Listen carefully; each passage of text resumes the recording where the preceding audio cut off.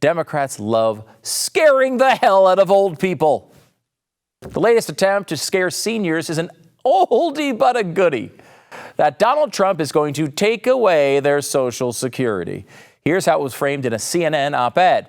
Donald Trump once claimed that he could shoot someone in the middle of Fifth Avenue in New York and not lose any voters. He's now seeing whether the same is true if he kills Social Security. His unilateral, unprecedented step of deferring the collection of payroll taxes, the backbone of Social Security, is the murder weapon he would use. Wow! The theory being that if Trump is reelected, we are not going to have enough money to pay for all these Social Security benefits. A truly horrifying vision of the future that also happens to be exactly what the situation is right now. We already don't have enough money to keep Social Security going for the future. This is nothing new and has nothing to do with Donald Trump being president. Look, there are things you can criticize Donald Trump on, but eliminating Social Security is not one of them. To be fair, I'll give you a real thing you can criticize him on in a minute. But he has explicitly said he will not, under any circumstances, cut Social Security. You wouldn't get that from the CNN op-ed, though. Look at the very careful way this is worded. Quote, prior to running for president on the Republican ticket, Trump endorsed privatizing Social Security and raising its full retirement age to 70. Prior to running for president, he was also for abortion on demand, a wealth tax, and appearing in sequels to Home Alone prior to running for president. What does that even matter?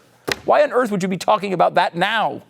In 2015, 2016, sure, it made sense to look at his prior statements.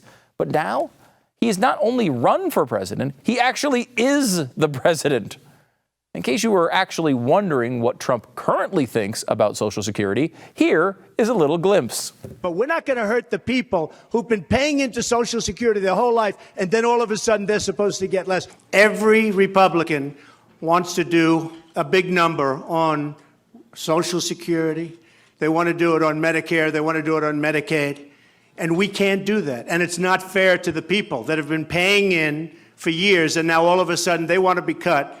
And it's my absolute intention to leave Social Security the way it is, not increase the age, and to leave it as is. You have 22 years. You have a long time to go. It's not long in terms of what we're talking about, but it's still a long time to go. And I want to leave Social Security as is. It's endless, those quotes that are just like that. He's not only guaranteeing he will save Social Security, he said he will leave it as is, meaning the benefits keep coming no matter what. In fact, Trump frequently attacked Hillary Clinton from the left in 2016, saying he was the only candidate who actually wanted to preserve Social Security. This is just a desperate attack by the media and the left. After mentioning what Trump once said before becoming a candidate, the CNN op-ed then says, quote, other long-standing right-wing goals are to means test Social Security and adopt the technical but far-reaching change of price indexing. Other long-standing right-wing goals. Now we're not even pretending to claim that Trump believes these things. Just other random right-wingers. They're just hoping you don't notice they changed the game there. They're just listing complaints against an entirely different group of people and associating them with Donald Trump. In fact, Trump actually used his pro-Social Security promises in the primary to defeat all the other Republicans who believed those things. Now, should we fix the indexing on Social Security? Yeah, we should. Should we means test Social Security? Of course we should. Jeff Bezos should not be getting a check from the government for $1,500 a month when he retires. That's just stupid.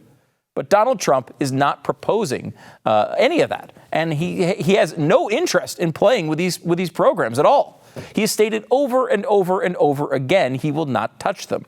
This is the brilliance of the design of Social Security.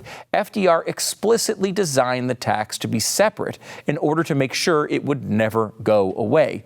One of his outside advisors, Luther Gulick, he captured this in a memo from 1941. Gulick was pitching a national sales tax at the time to pay for Social Security that could be repealed in case the economy crashed, right? That's a great idea. We can have the tax there when the economy's good, and if it goes bad, we can remove it. FDR didn't want any part of that. FDR was explicit about why he utilized the payroll tax the way he did. Quote, "We put those payroll contributions there so as to give the contributors a legal, moral, and political right to collect their pensions and their unemployment benefits. With those taxes in there, no damn politician can ever scrap my Social Security program. Those taxes aren't a matter of economics, they're straight politics." I'm no fan of FDR, but he was totally right here. Most of the stuff the government does has one thing in common besides being done incompetently. Generally, we pay taxes, goes into a big pot, and then the government distributes it to all the things we're doing together. Everything from defense to Obamacare to welfare. But not Social Security. No. We see a separate line in our checks for payroll taxes, and that goes to fund Social Security. We act like it's some forced government savings program. You heard Trump kind of say it like that, like, oh, we've been putting money into this and we got to get our money out. We put our money in and it grows and then we take it out later for retirement. To be clear, even if it was a forced government savings program, it shouldn't exist either. But that's not what Social Security is. It's just like any other crappy government program. We pay taxes and the government distributes our money. Blah, blah, blah. We've seen this happen a million times. The only difference is that everyone gets it rather than a specific group. You might think that makes it better. I would argue that it makes it much worse. This is what makes it a sacred cow. But that's another story for another day. What Trump is suggesting is that he would eliminate the payroll tax, not that he would eliminate Social Security or change any of the benefits. Now, if the left were honest, they would love eliminating the payroll tax.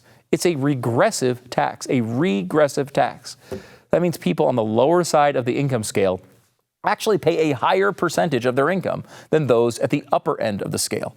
It's the opposite of a progressive income tax. This is totally unfair, in my view, and ridiculous in a million different ways. But if the funding source changed to an income tax, a higher percentage of the funding would come from the rich rather than the middle class. You'd think the left would love that, but they don't, because then they'd have to be honest about how much their programs cost. That's another part of the brilliance of the payroll tax if you're a progressive. It's separate, so people don't count it. Think of the huge debates we have in this country when we change the tax rates, a couple of points. To justify this program, we'd have to do one of three things. Number one, honestly assess government spending and consider cutting some of it while prioritizing what is most important. Good luck with that one. Number two, raise taxes a lot and see how much people love that. Or number three, continue with the programs in the exact same way and just keep borrowing and printing money. The truth is, we'd probably do number three because that's what we do. It will just keep going and going and going this way until we're insolvent and eventually we're in utter chaos. But that's way down the line, like months down the line, so don't worry about it at all. Of all the things to criticize Donald Trump on, acting like he's going to cancel Social Security might be one of the dumbest. If you want something he can legitimately be criticized for, it's the spending. He just doesn't care about it. To be fair, he never really made it much of a priority when he was running for office either. But both spending and debt are way, way up in the Trump presidency. That's because now neither party seems to care about it. At least in the Obama era, the Republicans would act like they cared. Now nobody does. But that's another reason you shouldn't believe the Democrats' scare tactics. Hi, Stu Bergier of Stu Does America here. Thanks so much for watching our video. Did you know you can watch our entire catalog for free right here on our channel? Subscribe now and be sure to hit the thumbs up button on all the episodes you watch, because that's how they know you like this stupid show. And that little bell in the corner as well. Make sure you click that. You'll get notifications every time we post new content. Stu Does America every weekday at 8 p.m. Eastern right here.